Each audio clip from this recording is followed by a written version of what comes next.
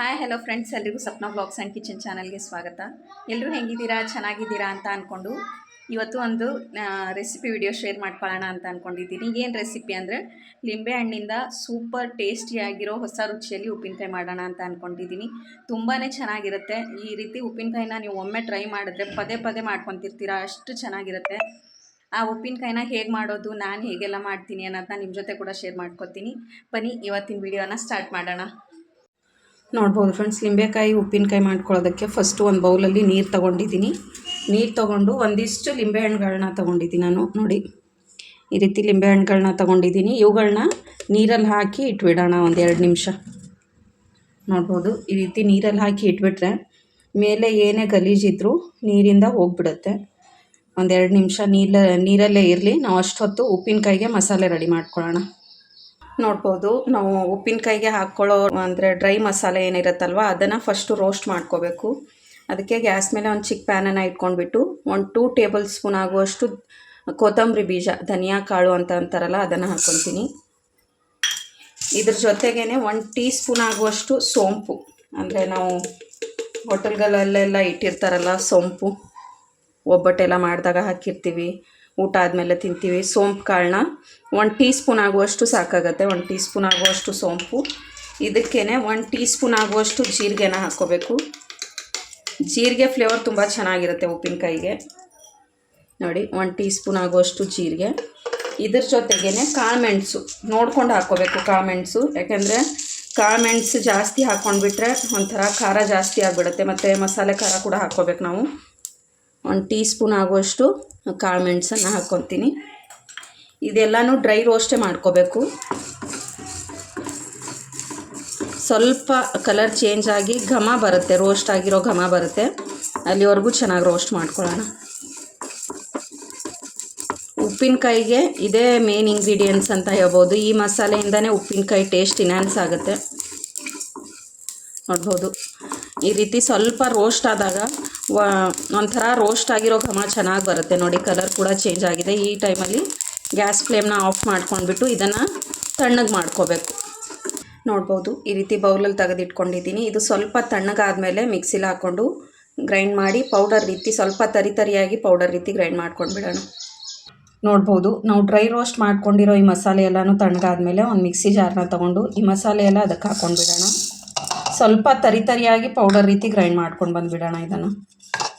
ನೋಡ್ಬೋದು, ಈ ರೀತಿದು ಒಂದು ಮಸಾಲೆ ರೆಡಿ ಮಾಡಿಕೊಂಡ್ರೆ ಈ ಮಸಾಲೆಯಿಂದನೇ ಉಪ್ಪಿನಕಾಯಿ ಟೇಸ್ಟ್ ಚೆನ್ನಾಗಿರುತ್ತೆ. ಇದನ್ನು ಸೈಡ್ಗೆ ಒಂದು ಬೌಲಲ್ಲಿ ತೆಗೆದಿಟ್ಕೊಂಡ್ಬಿಡ್ತೀನಿ.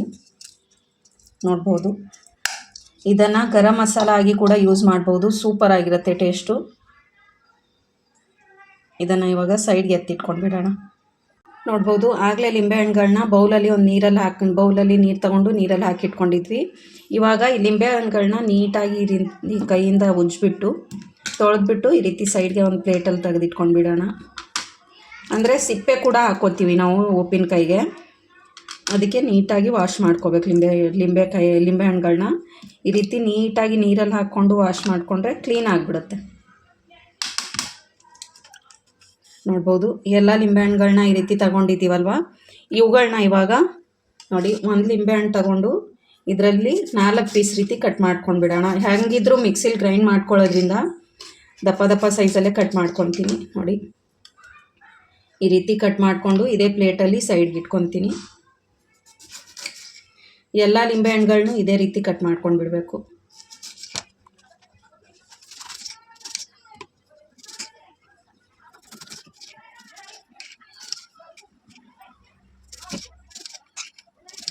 ನೋಡ್ಬೋದು, ಎಲ್ಲ ಲಿಂಬೆಹಣ್ಣುಗಳನ್ನ ಈ ರೀತಿ ಕಟ್ ಮಾಡ್ಕೊಂಡಿದ್ದೀನಿ. ಈ ರೀತಿ ಕಟ್ ಮಾಡ್ಕೊಂಡಾದ್ಮೇಲೆ ಒಂದು ಮಿಕ್ಸಿ ಜಾರ್ನ ತೊಗೊಂಡು ಎಲ್ಲನೂ ಮಿಕ್ಸಿಲಿ ಹಾಕ್ಕೊಂಡು ಗ್ರೈಂಡ್ ಮಾಡ್ಕೊಂಡು ಬಿಡೋಣ. ನೋಡ್ಬೋದು, ಈ ರೀತಿ ಎಲ್ಲ ಲಿಂಬೆಹಣ್ಣುಗಳನ್ನೂ ಕಟ್ ಮಾಡಿ ಒಂದು ಮಿಕ್ಸಿ ಜಾರ್ಗೆ ಹಾಕ್ಕೊಂಡಾದ್ಮೇಲೆ ಇದನ್ನು ತರಿಯಾಗಿ ಫುಲ್ಲು ಗ್ರೈಂಡ್ ಆಗೋ ರೀತಿನೇ ಗ್ರೈಂಡ್ ಮಾಡ್ಕೊಂಡು ಬಂದುಬಿಡೋಣ. ನೋಡ್ಬೋದು, ಈ ರೀತಿ ತರಿಯಾಗಿ ಗ್ರೈಂಡ್ ಮಾಡ್ಕೊಂಡು ಬಂದರೆ ಉಪ್ಪಿನಕಾಯಿ ಸೂಪರ್ ಟೇಸ್ಟಿಯಾಗಿರೋ ಉಪ್ಪಿನಕಾಯಿ ರೆಡಿ ಆಗುತ್ತೆ. ಈ ರೀತಿ ಮಿಕ್ಸಿಲಿ ಗ್ರೈಂಡ್ ಮಾಡಿಕೊಂಡು ಲಿಂಬೆಕಾಯಿ ಉಪ್ಪಿನಕಾಯಿನ ನೀವು ಎಂದೂ ಟ್ರೈ ಮಾಡಿಲ್ಲ ಅಂದರೆ ಒಮ್ಮೆ ಟ್ರೈ ಮಾಡಿ. ಇದನ್ನು ಇವಾಗ ಇದೆಲ್ಲನೂ ಗ್ರೈಂಡ್ ಮಾಡ್ಕೊಂಡಿರೋದನ್ನ ಸೈಡ್ಗೆ ಒಂದು ಬೌಲಲ್ಲಿ ಟ್ರಾನ್ಸ್ಫರ್ ಮಾಡ್ಕೊಂಡು ಬಿಡೋಣ. ನೋಡಿ, ಈ ರೀತಿ ಇರಬೇಕು. ಲಿಂಬೆಕಾಯಿ ಗ್ರೈಂಡ್ ಮಾಡ್ಕೊಂಡಿರೋ ಪೇಸ್ಟು ಈ ರೀತಿ ತರಿಯಾಗಿ ಇರಬೇಕು. ನೋಡ್ಬೋದು ಎಲ್ಲನೂ ಈ ರೀತಿ ಬೌಲಿಗೆ ತೆಗೆದಿಟ್ಕೊಂಡಿದ್ವಿ. ಇವಾಗ ಉಪ್ಪಿನಕಾಯಿ ಮಾಡ್ಕೊಳ್ಳೋದಕ್ಕೆ ರೆಡಿ ಮಾಡ್ಕೊಳ್ಳೋಣ.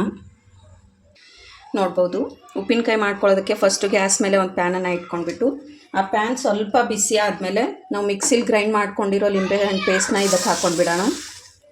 ನೋಡಿ ಈ ರೀತಿ ಎಲ್ಲ ಪೇಸ್ಟ್ನ ಹಾಕ್ಕೊಂಡಾದಮೇಲೆ ಇದಕ್ಕೆ ಸಕ್ಕರೆನ ಸೇರಿಸ್ಕೋಬೇಕು. ಇದು ಸ್ವಲ್ಪ ಬಿಸಿ ಆಗಲಿ.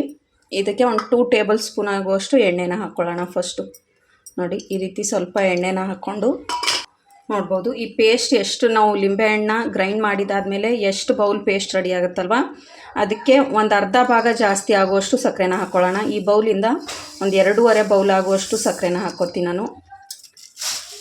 ಅಂದರೆ ಲಿಂಬೆಹಣ್ಣು ಹುಳಿ ಇರೋದ್ರಿಂದ ಸಕ್ಕರೆ ಸ್ವಲ್ಪ ಜಾಸ್ತಿ ಹಾಕ್ಕೊಂಡ್ರೆ ಟೇಸ್ಟ್ ಕರೆಕ್ಟಾಗಿ ಮ್ಯಾನೇಜ್ ಆಗುತ್ತೆ. ನೋಡ್ಬೋದು 1 ಬೌಲ್ ಹಾಕಿದ್ದೀನಿ, ಇದು 2ನೇ ಬೌಲು. ನೋಡ್ಬೋದು ಇಷ್ಟು ಸಕ್ಕರೆನ ಹಾಕ್ಕೊಂಡು ಇದ್ರ ಮೇಲೇ ನಾವು ಮಿಕ್ಸಿಲಿ ಗ್ರೈಂಡ್ ಮಾಡ್ಕೊಂಡಿರೋ ಗರಂ ಮಸಾಲ ಪೌಡ್ರ್ ಏನಿರುತ್ತಲ್ವ, ಅಂದರೆ ಧನಿಯಾ ಬೀಜ, ಸೋಂಪು ಕಾಳು, ಜೀರಿಗೆ, ಕಾಳುಮೆಣಸು ಇದೆಲ್ಲನೂ ಗ್ರೈಂಡ್ ಮಾಡಿ ಈ ರೀತಿ ತೊಗೊಂಡಿದ್ವಲ್ಲ ಅದರ ಪೌಡರ್ನ ಹಾಕ್ಕೊಳ್ಳೋಣ. ಇದ್ರ ಜೊತೆಗೇ ಒಂದು ಚಿಟಿಕೆ ಆಗೋಷ್ಟು ಅರಿಶಿನ ಪೌಡರ್. ಲಿಂಬೆಹಣ್ಣು ಎಷ್ಟು ತೊಗೊಂಡಿರ್ತೀವಿ ನಾವು ಉಪ್ಪಿನಕಾಯಿ ಮಾಡೋದಕ್ಕೆ ಅಂತ ನೋಡಿಕೊಂಡು ಅದರ ಅನುಗುಣವಾಗಿ ರುಚಿಗೆ ತಕ್ಕಷ್ಟು ಉಪ್ಪನ್ನ ಹಾಕ್ಕೋಬೇಕು.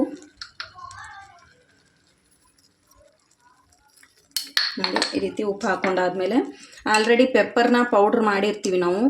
ಆ ಪೆಪ್ಪರ್ದು ಸ್ವಲ್ಪ ಖಾರ ಇರುತ್ತೆ. ಇಲ್ಲಿ ಸ್ವಲ್ಪ ನೋಡಿಕೊಂಡು 1.5 ಟೇಬಲ್ ಸ್ಪೂನ್ ಆಗುವಷ್ಟು ಮಸಾಲೆ ಖಾರನ ಹಾಕ್ಕೋತೀನಿ. ನೋಡ್ಬೋದು ನೋಡಿ ಇದೆಲ್ಲನೂ ಹಾಕ್ಕೊಂಡಾದ್ಮೇಲೆ ಚೆನ್ನಾಗಿ ಎಲ್ಲನೂ ಮಿಕ್ಸ್ ಮಾಡಿಕೊಂಡು ಒಂದೇಳೆ ಪಾಕ ಬರೋವರೆಗೂ ಮತ್ತು ಕಲರ್ ಚೇಂಜ್ ಆಗುತ್ತೆ. ಇದರದ್ದು ಕಲರ್ ಚೇಂಜ್ ಆಗಿ ಒಂದೇಳೆ ಪಾಕ ಬರೋವರೆಗೂ ಚೆನ್ನಾಗಿ ಮಿಕ್ಸ್ ಮಾಡಿಕೊಂಡು ಬಾಯ್ಲ್ ಮಾಡ್ಕೋಬೇಕು.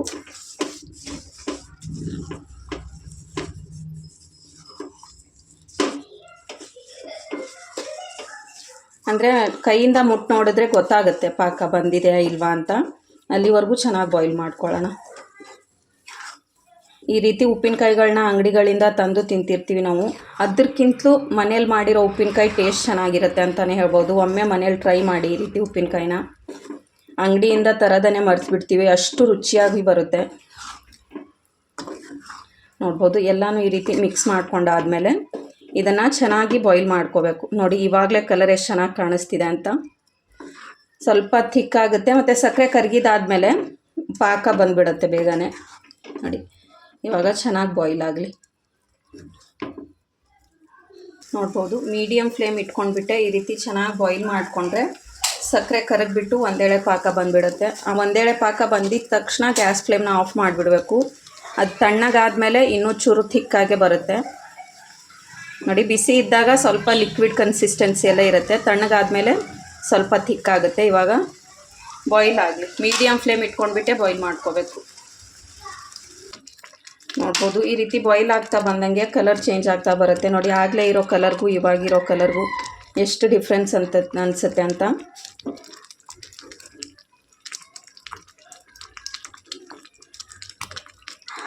ನೋಡ್ಬೋದು ಫ್ರೆಂಡ್ಸ್ ಬಾಯ್ಲ್ ಆಗ್ತಾ ಉಪ್ಪಿನಕಾಯಿಗೆ ಈ ರೀತಿ ಥಿಕ್ನೆಸ್ ಬರುತ್ತೆ. ಈ ಟೈಮಲ್ಲಿ ನೋಡ್ಬೋದು ನಾವು ಈ ರೀತಿ ಮುಟ್ಬಿಟ್ಟು ನೋಡಿ ಈ ರೀತಿ ಒಂದೇಳೆ ಪಾಕ ಬಂದರೆ ಕರೆಕ್ಟಾಗಿರುತ್ತೆ ಉಪ್ಪಿನಕಾಯಿ. ಈ ಟೈಮಲ್ಲಿ ಗ್ಯಾಸ್ ಫ್ಲೇಮ್ನ ಆಫ್ ಮಾಡ್ಕೊಂಡು ಬಿಡೋಣ. ಆಫ್ ಮಾಡಿದಾದಮೇಲೆ ಇದನ್ನು ಫುಲ್ಲು ತಣ್ಣಗಾಗೋದಕ್ಕೆ ಬಿಡಬೇಕು. ತಣ್ಣಗಾದಮೇಲೆ ಮತ್ತಿಷ್ಟು ಸ್ವಲ್ಪ ಥಿಕ್ಕಾಗಿರುತ್ತೆ. ಆವಾಗ ಒಂದು ಜಾರ್ಗೋ ಭರಣಿಗೋ ಟ್ರಾನ್ಸ್ಫರ್ ಮಾಡ್ಕೊಳ್ಳೋಣ. ಎಷ್ಟು ಚೆನ್ನಾಗಿರೋ ಕಲರ್ ಬಂದಿದೆ, ಎಷ್ಟು ಚೆನ್ನಾಗಿ ಬಂದಿದೆ ಉಪ್ಪಿನಕಾಯಿ ಅಂತ. ಈ ರೀತಿ ಉಪ್ಪಿನಕಾಯಿನ ನೀವು ಕೂಡ ಒಮ್ಮೆ ಟ್ರೈ ಮಾಡಿ. ಲಿಂಬೆಹಣ್ಣುಗಳನ್ನ ಕಟ್ ಮಾಡಿ ಮಾಡೋ ಉಪ್ಪಿನಕಾಯಿಗಿಂತಲೂ ಈ ಉಪ್ಪಿನಕಾಯಿ ಟೇಸ್ಟ್ ಚೆನ್ನಾಗಿರುತ್ತೆ ಅಂತಲೇ ಹೇಳ್ಬೋದು.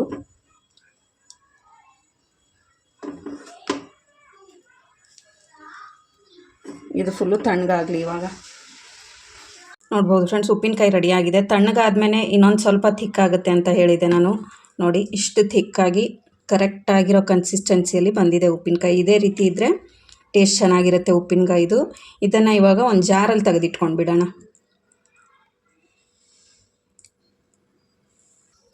ನೋಡ್ಬೋದು ಈ ರೀತಿದೊಂದು ಭರಣಿ, ಸಿರಾಮಿಕ್ ಭರಣಿ ಇದು. ಅದನ್ನು ತಗೊಂಡಿದ್ದೀನಿ ನಾನು. ಸಿರಾಮಿಕ್ ಭರಣಿ ಅಥವಾ ಜಾರ್ಗಳಲ್ಲಿ ಉಪ್ಪಿನಕಾಯಿ ಹಾಕಿಟ್ರೆ ತುಂಬಾ ಚೆನ್ನಾಗಿರುತ್ತೆ ಉಪ್ಪಿನಕಾಯಿ, ಬೇಗ ಹಾಳಾಗೋದಿಲ್ಲ. ನೋಡಿ ಈ ಉಪ್ಪಿನಕಾಯಿನ ಇವಾಗ ಈ ಭರಣಿಗೆ ಹಾಕ್ಕೊಳ್ಳೋಣ.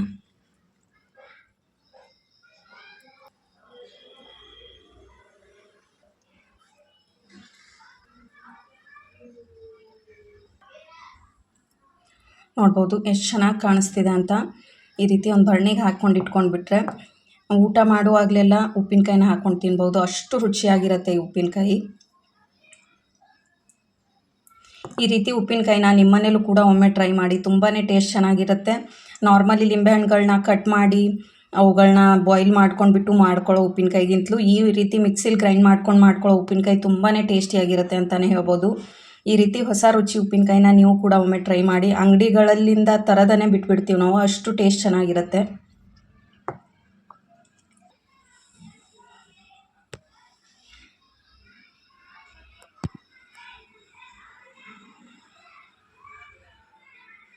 ನೋಡಿದ್ರಲ್ಲ ಫ್ರೆಂಡ್ಸ್, ಉಪ್ಪಿನಕಾಯಿ ರೆಸಿಪಿ ಎಷ್ಟು ಚೆನ್ನಾಗಿತ್ತು ಅಂತ. ನೋಡೋದಕ್ಕೆ ಎಷ್ಟು ಚೆನ್ನಾಗಿ ಕಾಣಿಸ್ತಿದೆ ಅಲ್ಲ, ರುಚಿ ಕೂಡ ಅಷ್ಟೇ ಚೆನ್ನಾಗಿರುತ್ತೆ. ಮಕ್ಕಳಂತೂ ಹಾಗೇನೆ ಪ್ಲೇಟಲ್ಲಿ ಹಾಕ್ಕೊಂಡು ತಿನ್ಕೋತಾರೆ ಅಂತಲೇ ಹೇಳ್ಬೋದು. ಆ ರೀತಿ ಇರುತ್ತೆ ಟೇಸ್ಟು. ಅಂಗಡಿಗಳಿಂದ ತರದನ್ನೇ ಮರ್ತು ಬಿಡ್ತೀವಿ ನಾವು, ಮನೆಯಲ್ಲೇ ಪದೇ ಪದೇ ಮಾಡ್ಕೊತಿರ್ತೀವಿ. ಒಮ್ಮೆ ಈ ರೀತಿ ಮಾಡಿಕೊಂಡ್ರೆ ಈ ರೆಸಿಪಿ ನಿಮ್ಗೆ ಇಷ್ಟ ಆಗಿದೆ ಅಂತ ಅಂದ್ಕೊತೀನಿ. ಇಷ್ಟ ಆದರೆ ಒಂದು ಲೈಕ್ ಮಾಡಿ, ಶೇರ್ ಮಾಡಿ, ಕಮೆಂಟ್ ಮಾಡಿ. ಹಾಗೂ ಯಾರಾದರೂ ಹೊಸದಾಗಿ ನೋಡ್ತಿದ್ದೀರಾ ಅಂದರೆ ಸಪ್ನಾ ವ್ಲಾಗ್ಸ್ ಆ್ಯಂಡ್ ಕಿಚನ್ ಚಾನಲ್ನ ಸಬ್ಸ್ಕ್ರೈಬ್ ಮಾಡ್ಕೊಂಡು ನೋಡಿ.